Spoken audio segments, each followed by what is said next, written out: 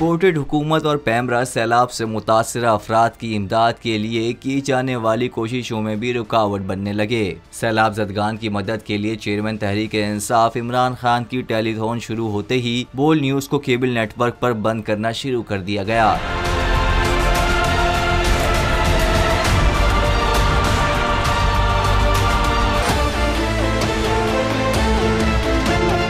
तफसीलात के मुताबिक चेयरमैन तहरीक इंसाफ इमरान खान की टेलीथॉन शुरू होने से पहले क्रिकेट मैच के दौरान बोल न्यूज़ केबल पर आ रहा था। बोल न्यूज़ ने यूं ही सैलाब ज़दगान की मदद के लिए टेलीथॉन नशर करना शुरू की, बोल न्यूज़ बंद करना शुरू कर दिया गया। इस्लामाबाद के इलाके G10 बनीगाला से केबल नेटवर्क सार्फिन की बोल न्यूज़ ऑफिस कॉल्स का तांता बन गया। याद रहे कि ये पहला मौका नहीं है कि इमरान खान की बराह रास्त गुफ्तगू नशर करने पर पाबंदी आयद की गई हो। इससे कबल भी इमरान खान का लाइव खिताब नशर करने वाले टीवी चैनल्स को बंदिश का सामना करना पड़ा था। याद रहे इमरान खान की गुज़िश्ता रात की टेलीथॉन में 3 अरब से ज़ायद की रकम जमा हुई।